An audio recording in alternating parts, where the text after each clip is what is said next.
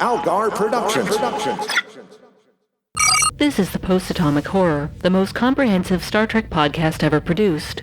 Your hosts are Ron Algar Watt and Maggie Robotham.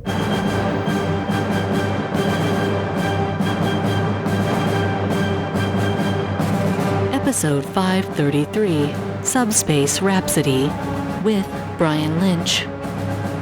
Hi, friends. Welcome to the Post-Atomic Horror. I'm Al. I'm Maggie. I'm Brian. Hooray! Welcome back, Brian. Oh, it's good to be back. I'll say what we were just talking about. I was about to say off mic, but that's literally the opposite of how we were talking about it. We do everything. I wouldn't have on heard mic. you otherwise. Yeah, just yelling into your closet. For some reason, every time the scheduling for this show comes up and I look for what's the episode I really want to do, it's around because I am, for fans of the show, remember, I'm a high school theater teacher, and it always comes up around one of our shows. And so this time I was like, oh, good, the musical episode. And it's like a month after our high school musical. And then our music director had to get surgery, and we had to put off the musical for a month. So, oh my God. I have, and I was auditioning for something this week too. So I've been going out of the house at about 7 a.m. and coming home at about 11 p.m. every day. God. Fun. And no, thank you. And then I decided to review a good, in many ways, episode of a show I quite like. But you talking about this one? Yeah. Okay. Interesting. There's things I like about it very much. Look, I wish it was better. I'm anxious to hear your defense of it because I had a hard time coming up with a good thing. I'm going to throw this out here. I like the Lower Decks crossover better than this one. Yeah, same. Well, I loved the Lower Decks crossover. So yeah, but you know how we feel about Lower Decks. So Yeah. I do indeed. Mm-hmm. Yeah, We don't like it, especially me. yeah, but especially Bart. But yeah, I'm with you. This was honestly when I was thinking about reasons, pros and cons of bringing the show back. This had already aired, and I was like, but then we'll have to do this. Well, maybe we could find another thing to review instead. But we did it. We'll get into it. We will. Brian, why don't you tell us what happens? There's always Kids Love Deadly Games. No, there isn't. We did an episode of that, and the guy who did it with us is no longer with us, and it would be disrespectful to do more. Yes. That's what I'm. It would be disrespectful for anyone to ever watch Deadly Games ever again. In fact, or mention it. Yeah, don't be disrespectful to the memory of Fahey, our good friend at Kotaku. Yes. That's a valid excuse. No, it isn't, and I'm I'm being a real dick to a guy who deserves better. I'm sorry, Fahey, wherever you are. Brian, if you would, please tell us what happens in Subspace Rhapsody. All right, Subspace Rhapsody. It's a normal week for the Enterprise as they investigate, a thing, one of those space floofies. Uhura thinks the floofy can enhance subspace communication, and Spock is helping her investigate this, and this is all taking place in engineering, so that Pelia has a reason to be around. You know it's engineering because there's a sign that says engineering, a fact that delights me every time I watch this show. They decide that since attempts to send through standard messages don't work, they'll send in a song because the harmonics will cause the science here is really just an excuse, even more than normal. So it turns out the floof isn't just a subspace communication enhancer, it is also just leaking alternate universes, and the song causes it to zap them with a wave of the musical universe. This causes everyone to break out into song, like that one Buffy episode. But oh no, they're also revealing their deep feelings and insecurities, like in that one Buffy episode. And La'an is concerned about a universe full of bunnies, like in that... Okay, that one was probably an intentional reference. Uhura pretty quickly learns that because they were trying to use this to aid communication, the musical world is spreading rapidly through the subspace communications, and they have to figure out how to close the floof without blowing it up, as that would cause every infected ship to also blow up.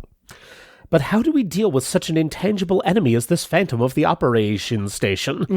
Uhura tries to grease the wheels of progress to make everyone less miserable, but all of her ideas meet with failure. And with all the guys and dolls on the ship spilling their secrets, it seems anything goes. And she can't stop the sound of music, even with a book of more monitoring equipment than she needs. Mamma mia! Cats. You guys are lucky I'm so busy this week because this was going to be my entire summary. See, I could have done it if I had more time. one or two of those was a groaner, but when you keep them coming like that, it's great again. See? I know how to win you over. This is like that one time that I kept making Thermopylae references. Don't remember that. I said hot gates. Oh, I do remember that. Yep. There you go. But the producers didn't want this to be just a light and silly... Oh, the producers. That was Yeah, the producers. Didn't want this to be a light and silly bit of fun like that one Xena episode. They want it to be a serious and important episode that advances several plot points, like that other Xena episode, or that one Buffy episode. So, here's the subplot rundown. First, Kirk's brother is on temporary assignment from the Farragut so he can learn how a different ship and crew works and get some advice from Una on how to be a first officer. She tells him that, as she's recently learned, it's okay to open up, to let your personality show, to demonstrate blatant favoritism to your buddies on the ship. Well, not that last part, but we know what happens. La'an is also dealing with her rather complex feelings for Kirk, knowing full well that the version of him she fell for doesn't exist anymore. She eventually admits what's going on so she doesn't sing it, and he tells her about Carol Marcus, his on and off flame that's totally going to work out this time. But then we know what happens. Pike and Battelle are, of course, captains of different ships, so rather than meeting face to face, they have to cam a lot. Sorry, last one, I promise. They open up about their insecurities and agree to communicate more as they face an uncertain future. Well, uncertain for one of them, but he knows what happens. Meanwhile, Chapel won the fellowship to work with Roger Corby and didn't tell Spock, but we know what, etc. This one is actually plot significant because it causes Uhura to realize that since they're following the rules of musicals and the space floof analysis numbers climb higher during group numbers, they can resolve the universe leak by providing a grand finale. That's right, the way to complete the story is to, complete the story. Like in that one TNG episode, and several other TNG episodes, and more than a few DS9 episodes. And at least a couple of Voy episodes I can think of. Man, this is one old well. So everyone joins together and sings the songs about the lessons they've learned, and there's much rejoicing. This week on, what was on in August 2023? I think One Piece was on around then. People seem to like that. Hi. Guys want to watch One Piece? I don't know. Isn't that the one that's been going Kids, for I can tell you, love years? One Piece. Yeah, but this was the live-action One Piece that everybody was like, huh. Okay. Yeah. Netflix made a live-action adaptation of an animated series, but the fans like it for some reason this time. I don't know how to deal with that. No. I just don't want to deal with that. No. I lucked out by them making an animated new Ranma instead of a live-action one, which would have made me sad and tired. I have just for the first time started getting into anime the last 6 months or so I almost know what some of this means, but not enough to speak with any authority. I can tell you this, my students keep telling me that I should start watching One Piece, and there are, I just checked, 1,158 episodes. Yep. So, I think, and I counting, won't. like, isn't it still going too? It's still going, yeah. Yep. So The manga's over 100 volumes. digests. Jesus Christ. Yeah. I know. It is, 114. Mm-hmm. Like, I get excited when I'm scrolling around Crunchyroll and it's like, oh, more than 12 episodes. Good. If I like this, it'll be around for a while, but I think I'm not ready for that kind of commitment yet. I mean, that's the kind of thing Discworld was on like 30 when I started, and even that was a little daunting. I'm going to tell you this. Reading 30 Discworld novels will take me less time than watching over 1,000 episodes of One Piece. Well, you can listen to those while you work, though. That's true. Probably also reading one of those... 30 Discworld novels will take me less time than watching the live-action One Piece. Like all Netflix shows will be like, yeah, I'll get to the next episode sometime. Yep. But Maggie, I assume you don't have time to do that at work now because you're going to just be endlessly listening to the soundtrack from this, right? Oh, God. This soundtrack is so fucking unmemorable. Okay, this is my bad thing. I wish these songs in this musical episode had been better. Like, going through your notes. Musicals. Your notes, every fifth note is, I wish this was better. Yeah, Sorry, I do.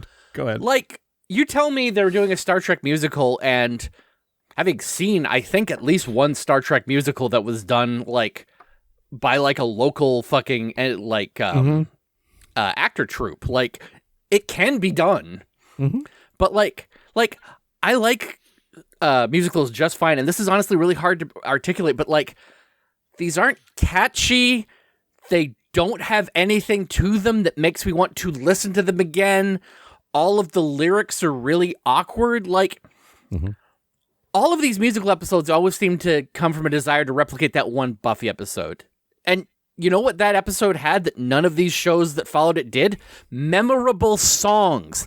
I still listen to a couple of those, and I hate Joss Whedon. But you know what he could do? Write decent lyrics. Yep.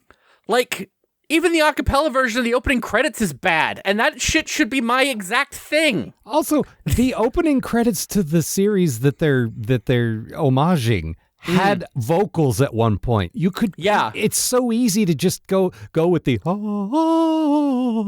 like do something like that. Instead, like, they this have is just they like, have vocals going bum, bum, bum, bum, bum, bum. Yeah, it's terrible. Yes, I'm doing a Venture Brothers rewatch right now, and that's exactly what it made me think of. Oh my god, it's so bad. Yeah, it is. Every time they started singing, I'm like, oh, another song. Okay, listen, dude. I'd like to try something here. Yes, I'm just gonna go song by song. I just looked up the track listing for the soundtrack. Okay, first song. Okay, real quick. What? I watched this an hour and a half ago. I bet I don't even remember any of these. So first song is Status Report, where everybody's like, hey, Bad. this is weird. We're singing. Yep, bad. Yeah, what I would say is the best part of that one is the face acting, because they're giving some very good what the hells. But Pike I'll say does this, some by the great. way. Pike hates all of this, and his face acting is great in all this.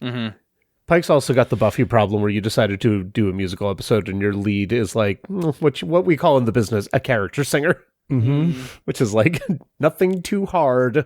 I don't know. Not shitting on that. That's me. So yeah, that was me in high school as well. I get it. Yeah. But yeah, no, the other problem that one has, and I watched this with Courtney, and this was her main observation. They're all really long. Yep, they sure are. Yep, and repetitive. We got long songs. Long, repetitive, and since there's no real story in this episode, we got to stretch them out to fill that over an hour runtime. So if you look at Memory Alpha, they started producing this when they only had songs. They didn't even have a script yet, so they wrote the script around the songs, which to me implies the songs should carry the story. But they don't. Weirder. Yeah. That's rough. Next is Connect to Your Truth, where number one sings to Kirk about how to be a good first officer by being honest with yourself. That one had potential, but it never got like fun enough or good enough. Like, it felt like it had some real Mary Poppins vibes, which I thought was kind of neat, but it just never hit. You know, it was all ties the a opening little of the song. into to number one's established fandom of Gilbert and Sullivan, because it's not Gilbert and Sullivan-y that much, but it's kind of like opera-ish. I'll say this, as far as the cast goes, she's pretty good. She was in The Producers, so I probably sing better than this. I have a real hard time. Like, Paul Wesley as Kirk stinks up the joint to me. I know you don't agree. I know a lot of people don't agree, but I think he's got zero charisma. He is not Jim Kirk. But I felt that in that... Oh, yeah. Go ahead. No, sorry. No, please. Oh, no, I was just going to say, I felt that in the first episode he was in, where he was deliberately playing a version of Kirk that, like, embraced his worst qualities because he never trained with Pike or whatever the alternate universe thing was. But I felt like he was doing a serious version of Jim Carrey doing Kirk. Yeah. His now that he's resemblance had a doesn't chance, help. Yeah. No. Now that he's had a chance to breathe, I actually do like him I know. a lot. I've heard you speak in his defense, and I appreciate that. I just don't think he's got the charisma. Like I've said before, Kirk should make me like melt my panties, and he's just not doing it. But he has no main character energy whatsoever. No, but my point is, if they had gotten him to sing the way Shatner does, they would have won me over both with him and with the episode. But they didn't do that.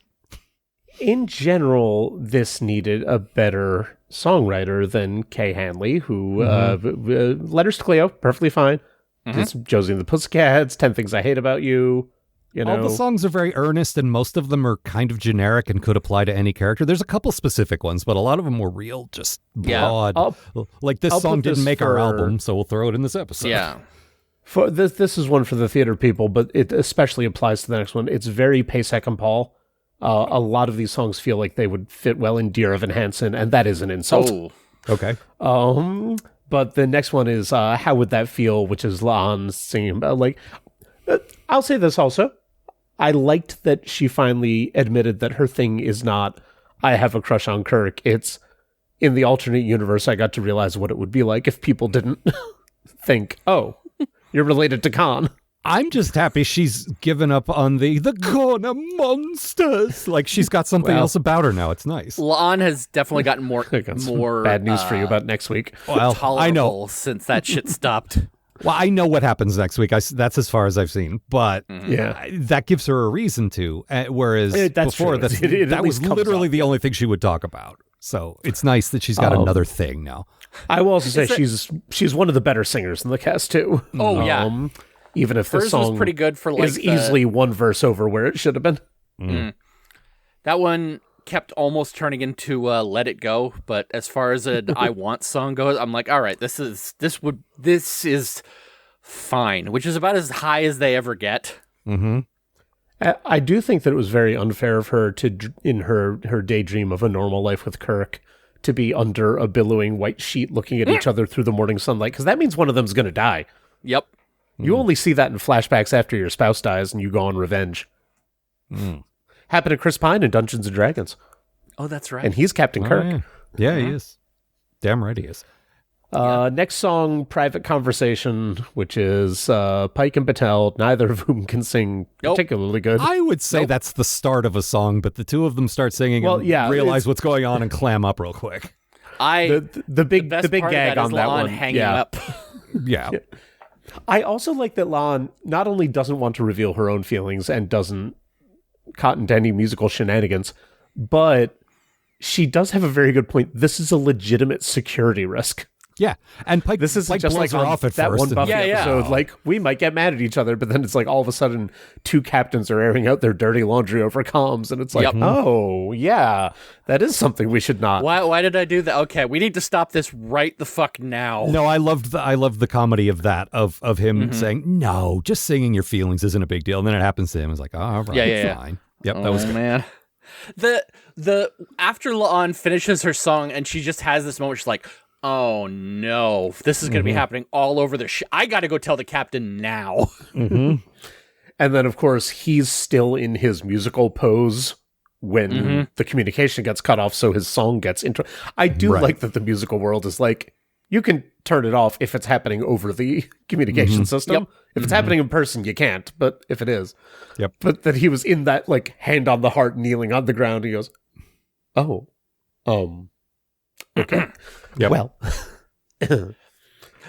there's a great thing they keep doing wherever the music comes in, where Uhura looks up at the ceiling like, oh, here it comes again. It's like the announcer of Vet's Hospital. Yep.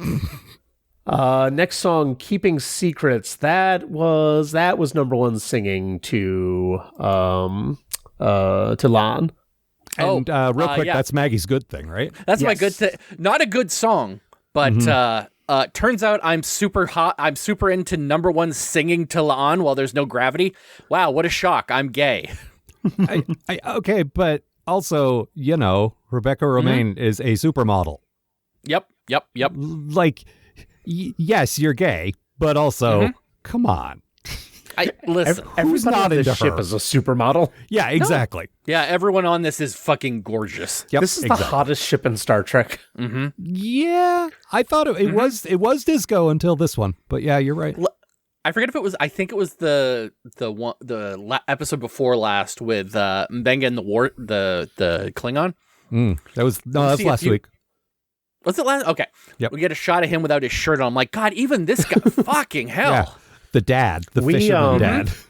Speaking of Discovery, on my on very lengthy hiatus Christmas podcast, we did a Lifetime Christmas movie, and I described the hotness of the male lead as he was one of the background bridge people on Discovery.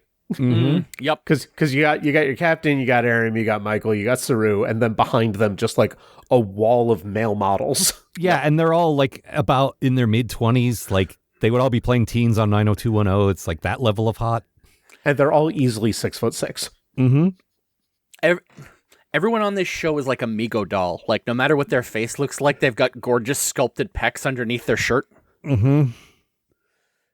Next song is "I'm Ready." That is that is Chapel singing about how she is ready to go off and truly discover who she is, and not very good. in the room the whole time. It's another one that's like, it's way too long. I will say this for that one. I think that her backup singers, especially Kirk, this is real Kirk, not his brother from the other ship, were doing a fantastic job doing, like, we're backup singers faces. Yep. Mm-hmm. Yeah, she's in the also, the whatever. only singing he got to do in this episode, rude. He's in the. They're in the whatever the 10 forward is. I need to figure out what they call that. Is it just the lounge? But yeah, the whole bar starts joining in. Yeah, it's very good. I wish that had been stupider. Like, I wish that there had been like fountains and stuff. I wish all of this had been stupider. It took itself too seriously. Was a big problem. 100%. Well, I'll segue for this then. I do think that the next song not only is one of the more sincere ones, but also has some of the better lyrics, which is "I'm the X," which is Spock. Now, I respect a pun. I can do the calculus for her. I set aside my need to analyze, but now I'm wrecked and searching for why I'm the X. It's like, yeah, math. Spock. Spock can describe love through math. But it's also could be chromosomes, right? No, wait, Y chromosome is male. Never mind. Yep. See? It all works out. No, it doesn't. Play this. It's backwards. Two verses, in and out. Well, that should have been all the songs. But anyway, please. It should have Ethan been. Peck's definitely got a set of pipes on him. Like, He's good. Well, some computer does, but let's continue. Anytime I watch a movie with Gregory Peck in it, I'm like, how is your voice real? Mm-hmm. You sound like the guy from This Island Earth, only it's happening naturally instead of you doing a weird thing. He sounds like Trace Beaulieu's impression of Gregory Peck, which I thought was an exaggeration, but is exactly how his voice sounds. But yeah, you're actually watching them like, get away from my family, Robert Mitchum. Don't talk about our children, Martha. Like, wow. Damn, Trace, that's good. Next one, Keep Us Connected by Grammy Award winner and Tony Award nominee Celia Rose Gooding. Uhura. best one. Uhura. Still not very good.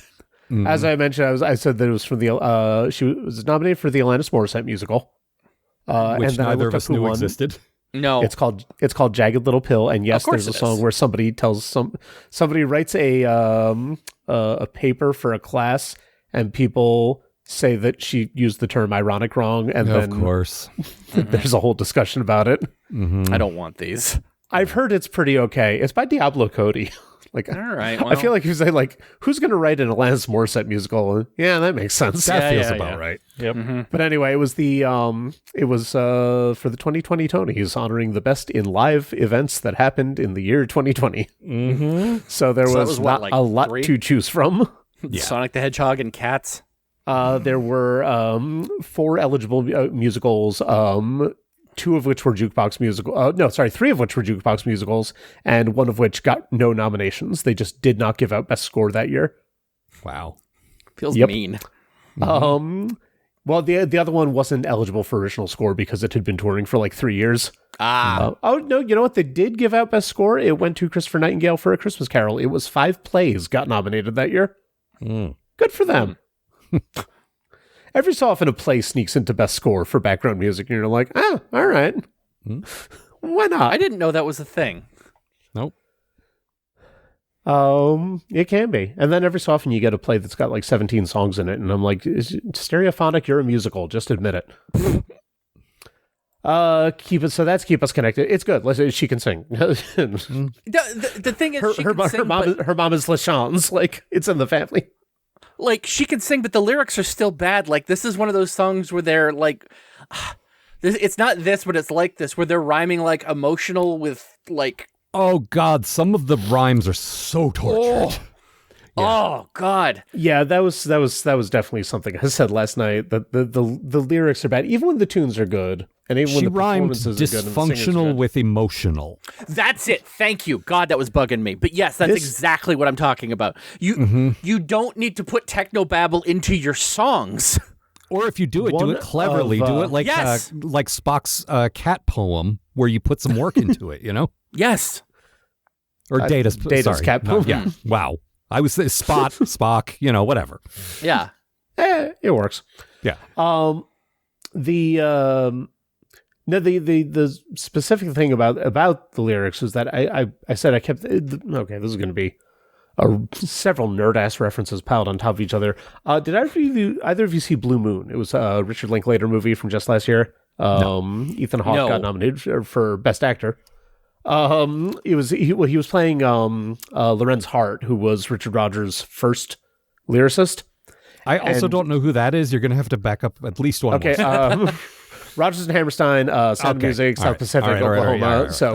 Rodgers used to work with a guy named Hart who did very, very clever lyrics for like light little comedies, and he was also unreliable for several mental and chemical reasons.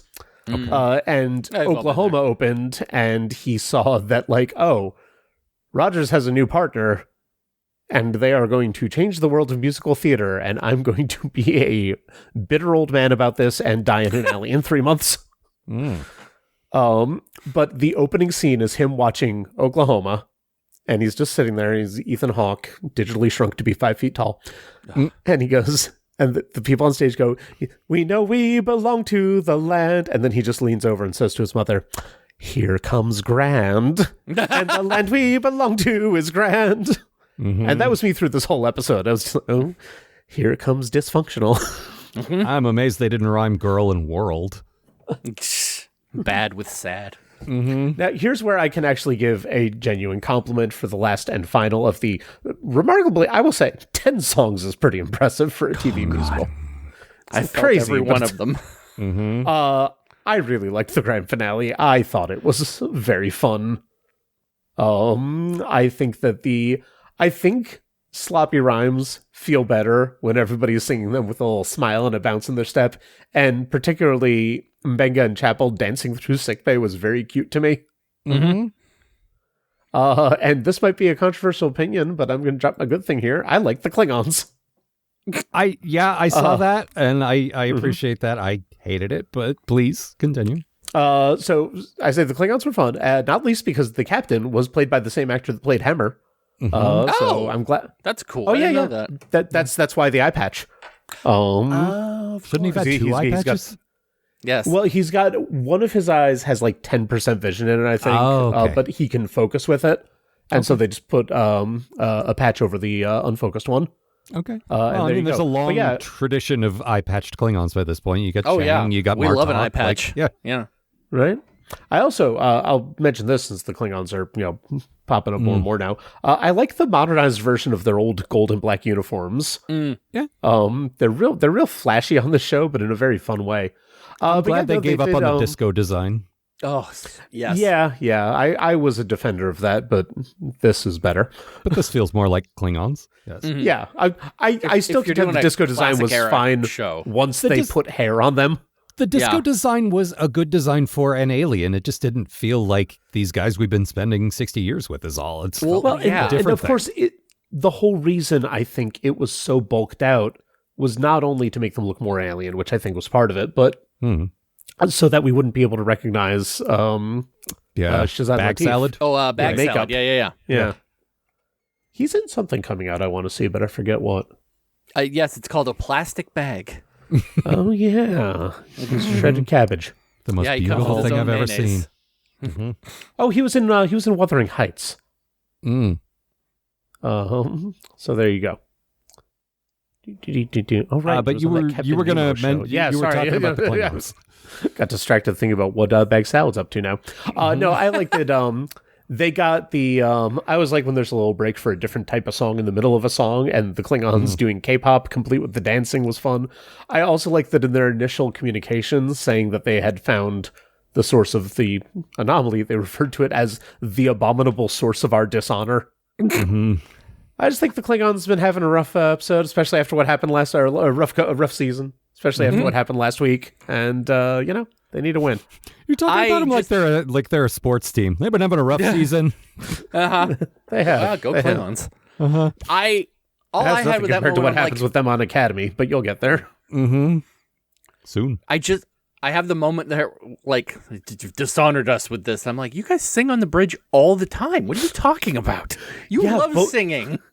We sing traditional old songs, not about our insecurities. The Empire was born with a song in its heart. And also a knife.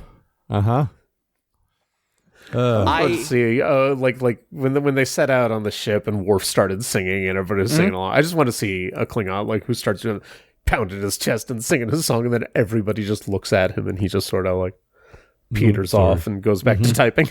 Sorry. Michael Palin comes in. Stop! Cut that out! Cut that out! No. Not singing on my bridge. The main thing I got from the small Klingon segment was just that bit in the Gem theme song where the Misfits sing a verse. Yeah, exactly, right? You get the song going on, and then the bad guys come in and they sing. We are the Klingons. Our songs have honor. Well, now what's going to rhyme with? I guess anything. I guess you could just rhyme any damn word you feel like. We have emotion. Yeah, good enough. Remember when they made a Gem movie and it was almost nothing like Gem, and then the Misfits showed up in a mid-credit sequence like it was going to be a shared universe? Oh my god. That sounds terrible. Also, the Misfits are their main villains. How could that... What? And they didn't have holograms in the movie. I will draw everyone's attention to the Kelly Thompson, Sophie Campbell Gem comic series, though, which kicked ass. Yes. Yes, it did. Also, one of these days I'm going to resume. On the one hand, as far as musicals go, he's from the director of Wicked. On the other hand, he's from the director of Wicked for Good. All right, I'm going to get into my bad thing now, which is more about musicals in general. But yes, can I just real quick? I didn't list a bad thing, but it was specifically the lyrics and their incredible predictability. I didn't write glad it, we're so all on I've covered page. it. Yeah, because this whole thing was predicated on them sending Rogers and was it Rogers and Hammerstein? That was a Gilbert and Sullivan. Porter. Gilbert and Sullivan. Somebody and somebody. Cole Porter. Okay, and nobody. But like the types of musicals they're talking about are particularly clever, right? Like what's Modern Major General? Like isn't that just that's Gilbert and Sullivan? Yeah. Okay, which is just amazing. Like I don't like most standard musical songs, but like that is a linguistic feat there. How did they not write them in that style? Yeah. I'm just going to do a quick straight brag for a second. I saw that when it was just on Broadway. Do you know who sang that song? No. It was David Hyde Pierce. Oh. Nice. I mean, it was so freaking good. We witnessed you do it at karaoke flawlessly, which was fantastic. That was goddamn awesome. Yep. Thank you so much. That's like, I've always been aware of that song, but that was the first time because the lyrics were up there and my friend was singing it. Like when I really listened to the words, I'm like, shit, this is good. That was good. Irish Gav actually paid me to do that because I had that was the first time I had done karaoke in like 10 years. And I was kind of not feeling it. And I was like, I'm around new people. I don't know. And then Irish Gav paid me because he mistakenly did the conversion wrong in his head and thought he was giving me less. He didn't realize the value of $20. And I was like, $20? Hell yeah. I'll sing anything for $20. All right. So my bad thing is kind of like, all right, we're gonna go with Alta Therapy for a moment here. Sure. This is real. This is serious. I'm not playing this for a bit. This is real. Growing up, musicals were a genuine source of anxiety for me. I'm not kidding.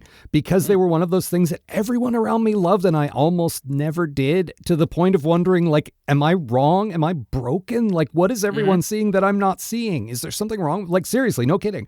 And I have managed to see a handful of exemplary musicals in my life now, so I know they exist, but the vast majority of them seem like plays that weren't long enough, so they threw a bunch of songs in to pad out the runtime, but then they were still running short, so they made the songs repeat themselves a lot. Like, maybe that's the point. Maybe that's what everyone's responding to. I don't know. And if it is, well, hey, they really succeeded here, because seriously, this episode could have been an email with a very small MP3 attachment. Like, I get so frustrated being the guy who has to come in and say, no, actually, this isn't fun. You guys are wrong. Like, that's how I felt about Lower Decks the whole time, too. It's like, people think this is funny. I feel like an asshole. And like, why do I not like musicals? I don't know. But I feel confident here because this fucking sucked. It did suck. Like, in every way that a musical could be good, this was not. There's no charm to this thing. And like, it's not just that there's no charm. It's that they think that they automatically are being charming just by having the musical. So not only is it not succeeding in what it's supposed to be doing, but it's doing it with a real smug look on its face. Say what you will about human monster Joss Whedon, and you should. He was a funny writer. Like, Yep. his lyrics said something about the characters and advanced the plot, but it was also funny. And, Yeah. like, the double entendre stuff fucking, like, we covered this on this very Yes. show, in fact. Quinn came on and talked about this thing with us for an hour. And, like, they had a whole song of fucking lesbian double entendres that was just chef's kiss, man. Like, and here it's just like, no, they're singing. That's funny enough. We don't need to. So, we don't need to put yeah, an effort in. the Buffy episode, obviously, we've all referenced it now. Yeah. And I really do think that's ground zero for because there were a few before. I know there was a Well, you I know mentioned Chicago Xena. Hope did one. Xena, right?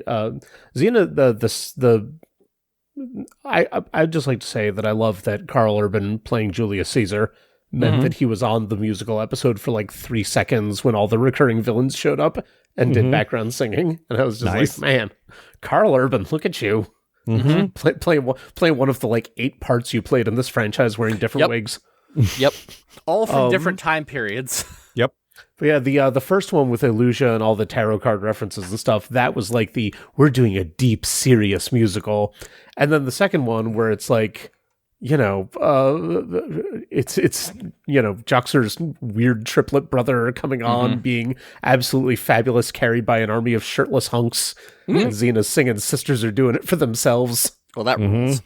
And yeah, that was the jukebox one. And I was like, oh, that one's a lot of fun. And I think this, I didn't hate this. I think there was a lot in it that I was enjoying, but it was bad as a musical. And I think if they really wanted to do a musical episode, and clearly everybody was having fun with it, Oh, yeah. let them have fun with it. Just make it one of the fun ones. You know, Lean into the this camp. show does not mind doing a fun one. No, lean into the camp. If it were me, they spent so much time explaining how this happened, which was very Voyager to me in a way that I hated. Like they kept throwing improbability field out there. Like, that was Hitchhiker's Guide. Like, that was a throwaway joke to let Douglas Adams do whatever the fuck he wanted. That's not really real science, and it shouldn't be anyway. Everyone's singing. Why don't you just bring a Q Trelane type in and make them all sing, and don't worry about explaining it and just get on with it? Or don't do it at all. You do like a standard like Trek episode, like a classic. Or there's like, no in-universe Klingons or reason. something. Yeah, it just happens because you know what? It's the fucking musical episode. Yeah, you don't have to be meta about it. You could just, this is presented in the form of a musical, but it's just another Star Trek episode. Like, there's a whole series. So, sorry, go ahead. Oh, no, Xena found an excuse in an episode, complete with like recurring characters like Draco. War, what is it good for? One song with new lyrics that was based on the opening song to Bye Bye Birdie. Dancing in the Moonlight, always something there to remind me. Sisters are doing it for themselves. Kick out the jams, and people got to be free. Fucking, I might watch that tonight, honestly. It's particularly Joxer's brother doing Dancing in the Moonlight is just like, you're just like, oh, we're just having a blast this week, aren't we? And again, if they'd leaned into the camp here, it would have been fun. It's that need to have a reason for everything, which I already am kind of tired of just as a thing Trek needs to do. Yeah. It's just, well, this won't make any sense on Memory Alpha if we don't say that, like, radiation leaked in and gave us all singing. But then they spend it's a third of the episode saying it and trying to fix it, and like, that's boring. Yeah. It's also it's another thing from the influence of Buffy, which is not only the musical episode, but most of their, like, concept or gimmick episodes, they would really try into something important. And I think they would, because Hush is another big one, because like that's a brilliant episode, but you forget it's like it's so tied into all the initiative stuff that was going on that season. Doesn't that ends with Riley? That's the one where where Riley and Buffy meet each other in the street, and they both were like, "Oh, you kill monsters, okay." Yeah, and the musical was where she reveals that she'd been like she was in heaven, and they pulled her out. And that was a huge thing. She's been pushing down her incredible depression for the entire season. Yeah, exactly. And I'm sure there's probably entire books written about how Buffy influenced the way television is made. Yeah. Oh yeah. But I think that's a big part of like when they're like, we want to, I kept saying like Buffy, but as a joke in my summary, but I'm glancing over this list, and apart from Chicago Hope and Ally McBeal, almost everything I'm seeing on this list of TV musical episodes is either like a children's show that just did one musical episode or Good Times had a couple apparently. I know Grey's Anatomy, Scrubs, Doom Patrol. Doom Patrol's wasn't bad. But also, I love Doom Patrol, so. Sure. No, I never thought Buffy was the one that sort of created it, but it felt like there was a flood after the Buffy one, you know? The thing is, Buffy brought a lot of credibility to a lot of nerd stuff, and they sort of consolidated a lot of things that were kind of cool and a lot of, like everyone could just point to the one example and say, this did it really well, copy that. Yes. And when we were covering on our other show, Batman Beyond, and we were like, oh, this is obviously very influenced by Buffy. Here's a teen drama where the teen is secretly a superhero and he's got to hide it from whatever. And like, that was cool in 2000. It's 25 years later, man. Yep. Why are you still copying that thing? There's so many, like, the evolutionary chart has more steps. Why are you going back to that step instead of, you know what I mean? Like refining the subsequent steps. Because everyone who watched Buffy when they were kids is now old enough to have a TV show. But it's the same as the forthcoming Puppet episode. It's like, Angel did that 25 years ago. Come on. I had the thought while I was watching, and a musical episode at the same time. Yeah, I had the thought while I was watching this episode that like, if you're gonna do the puppets, it should be in the musical episode and just get it over with. Yeah. I also feel like there's another angle to this that could have worked, which is the way Maggie would have written it, which is the horror of people not controlling what they're saying and thinking.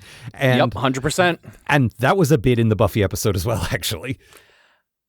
But the fact that they kept revealing things without wanting to, like there's a horror in there, there's some inherent like unpleasantness there. Yeah, you're right. I had forgotten about that. Like the fact that like their musical in the Buffy episode is what breaks up Xander and Anya's marriage. Like, yeah, exactly. All the horrible shit comes to the surface.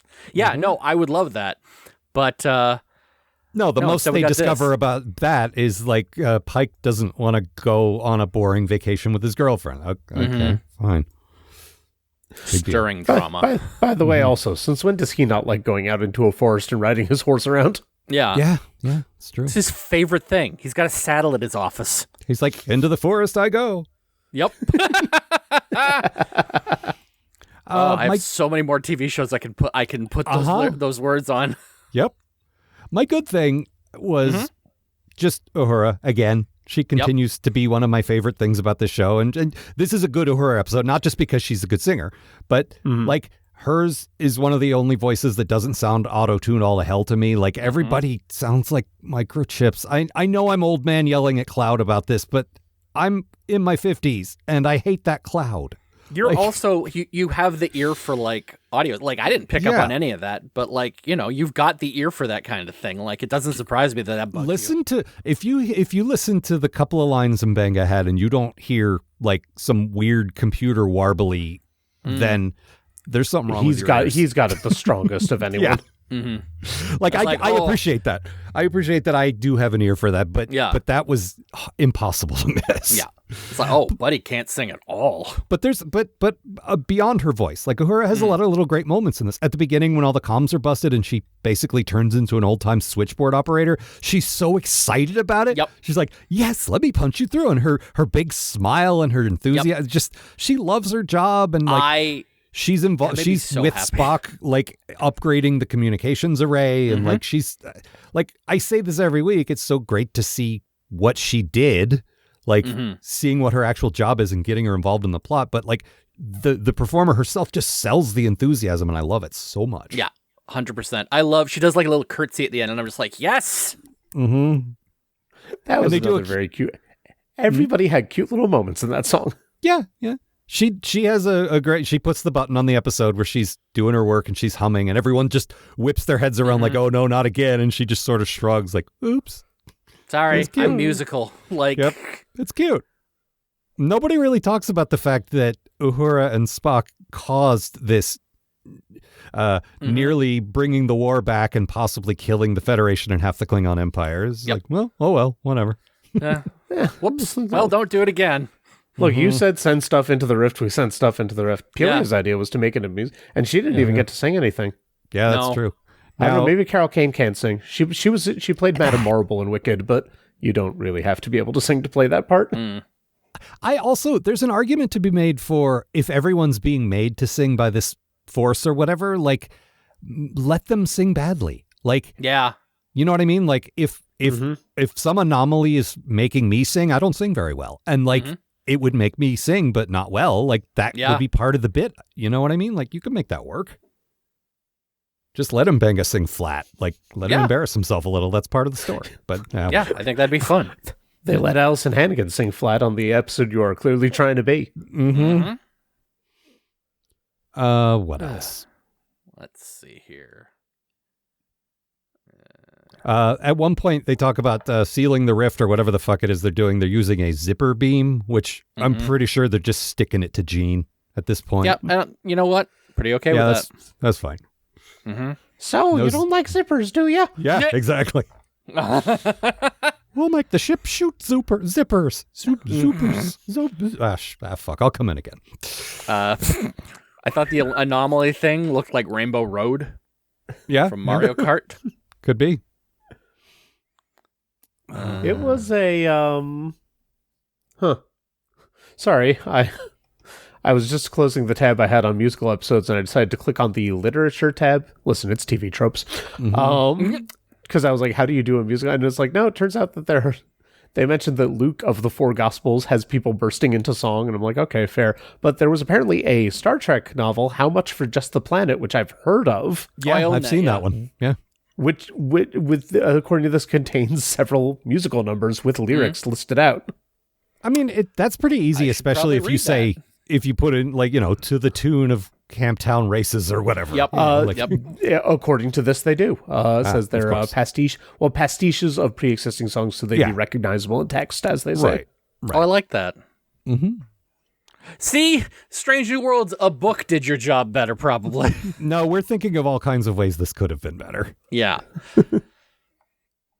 I like them working Carol Marcus into this. I am terribly sick of Wrath of Khan references, but in the timeline, this is around the time he would have been with her, and she would have been pregnant, and then she's like, hey, fuck off, I'm going to raise this kid without you, so that's fine. Yeah, basically.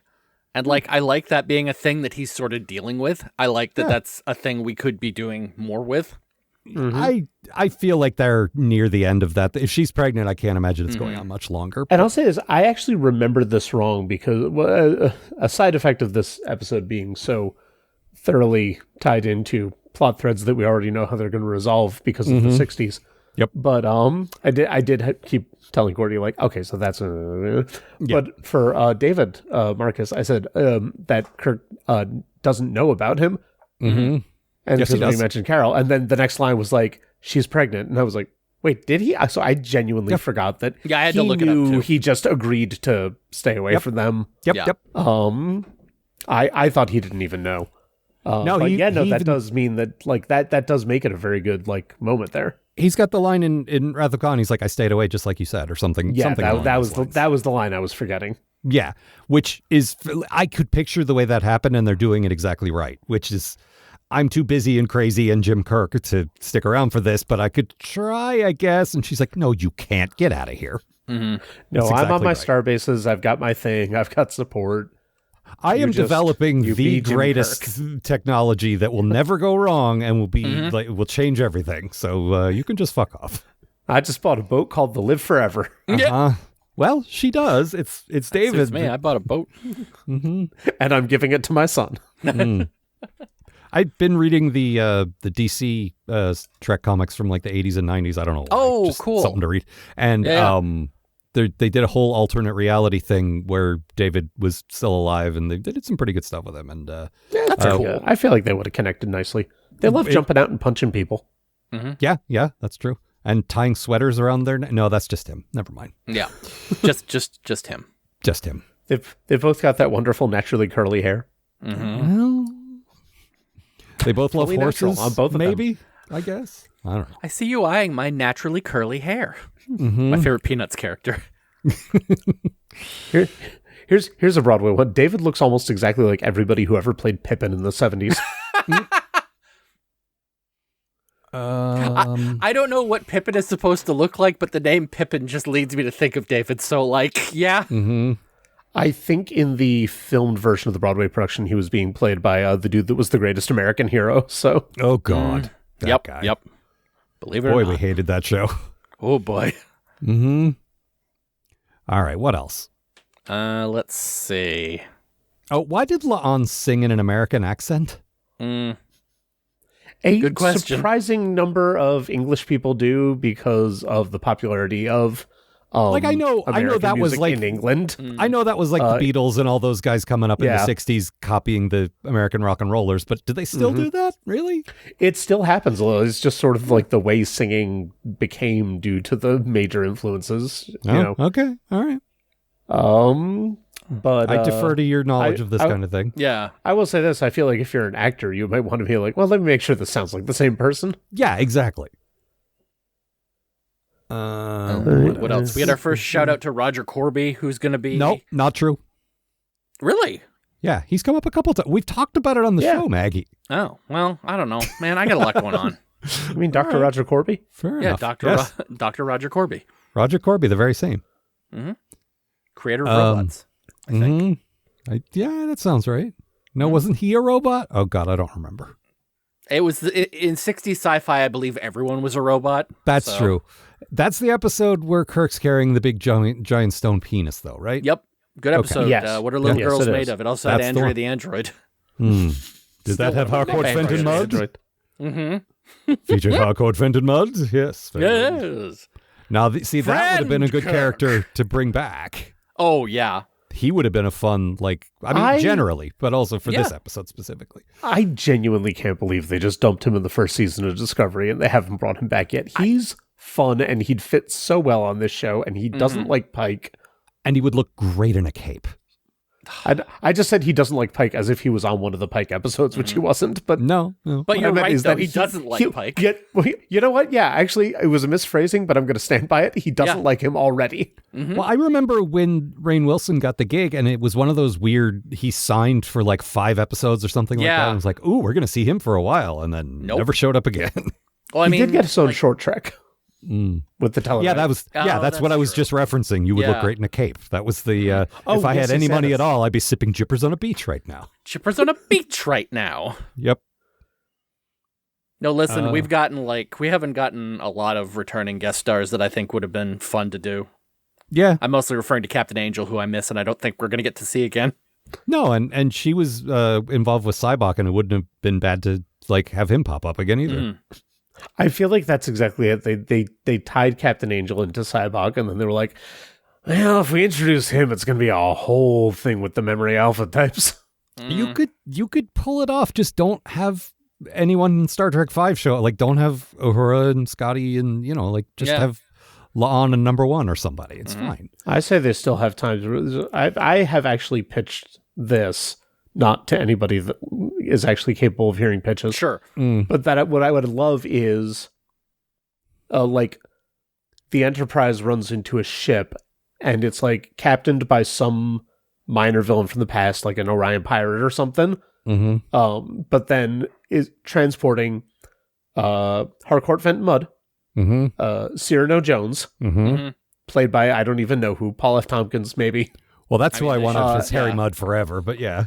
Yeah, it's a good And casting. then- some random Ferengi, they can just be from an unknown species. I know First Contact. And I'm Ferengi Quark's officially- dad. But just bring them in and just have them, all 3 of them, run a real bamboozle on the Enterprise. Yep. That'd be fun. Yeah, I'd watch the shit out of that. Yep. All right. Anything else? I think that's everything I got. I don't believe so. Yeah, I mean, I was inclined to like this episode. I did like this episode, but not as much as some of the more standalone ones that surrounded Yeah. it. So Because they did so many sort of wacky high concept episodes this season, I got a bit burned out. Yeah. They did the Spock is suddenly human and has to pretend to be Vulcan in front of his in-laws, and it was very sitcom-y. Then they did the Lower Decks crossover, and then they did this. You only get 10 episodes. Are you really doing that many sort of wacky ones? I can definitely see someone like them going no, we should lean into, we'll be the wacky Trek show. That'll be our thing. From what I hear, season 3 is worse for that, but we will find out. season 3 has a bunch of those. They do. Look, I like the annual tradition of That's fine. Spock getting into noises off shenanigans, but when it happens every few weeks, they they get a little silly with the whole thing. No, and it's But, like a lot of people say, like, if we had the 26 episode seasons, that would be Yeah. fine. But the fact that we only get 10 and like 30% of the show is sort of wacky shenanigans, you know, like there's a lot of shenanigans. Exactly. It's like I also like just Star Trek, you know? Like Yeah, exactly. you just be what I liked you about could be like Star Trek. what I liked about season I'll one say- was that we got a yeah. good mix of all of that. Yes. But anyway, Yeah, there's yeah, I'm sorry. I won't say any specifics, obviously, because Yeah. well, you said you hadn't watched any of season 3 yet. no, this is No. where I dropped off. Like, Oh, like, okay. I saw the finale of season 2 and that was it. So Yeah, I dropped Yeah, off there's a somewhere few, around here. I'm sure you probably heard about the big returning TOS character. I But, like, know that's- the guy that shows up in the season finale. Oh, Or are you no, talking no, about different somebody guy. else? Okay, I don't know. Somebody that. else. Okay. Well, then I won't interesting. tell you. Okay. But yeah, no, it's very much a it's a character that opens up shenanigans. Okay. I mean, I'm that's- down for that's some second episode. shenanigans, just not Yeah. all shenanigans all the Yeah, time. there you that's go. All right. Brian, you got anything you want to pitch or say or whatever? Here's your I don't know soapbox. if anyone's around New Jersey next week. Keep your eyes on high school theaters and see if somebody's doing Grease, and there you go. Well, here's the problem with that is that only the patrons are hearing this on time. The Oh yeah, that's the right. regular feed won't hear this for like 13 more weeks. So Well then, check the reviews. all right. Then I guess that's all for this time. The website, as ever, postatomichorror.com. The aforementioned Patreon is patreon.com/Algar. You get the episodes, 13 weeks ahead, like I said. And if you want to write to us, it is postatomichorror@gmail.com. We will be covering season 3, obviously, soon. Hopefully season 4 will happen in a timely manner so we can cover that. Yeah. And then we Who got the fuck knows? a little bit of Academy, but then my point is we're going to The be out of end. show soon. Yeah. We're going to be out of show soon, and we will be reading your mail again because we will have time to fill. So Yeah. the time will be coming soonish. There's nothing on the docket anymore either. I read Yeah. they disassembled the sets for Strange New Worlds, so it doesn't look like year 1's happening.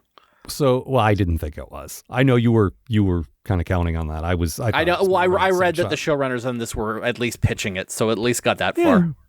But like, I know Academy's got a second season that hasn't yet aired. It has been canceled, but it's still got a second season. And Stranger New Worlds has a fourth and half a fifth season. So like, there is Yeah. stuff in the pipeline. It's just not being made after that. So I liked Academy. We haven't seen know it yet. nothing about it. Yeah. Like, I'm looking forward to it, and I'm down. Like I've always said if you're going to make new Trek shows all the time, they should be different from each other, and it sounds like they tried something new, and I love that. yeah. So, all right. Well, I suppose that's all for this time then. Yeah. Hey. See you, folks.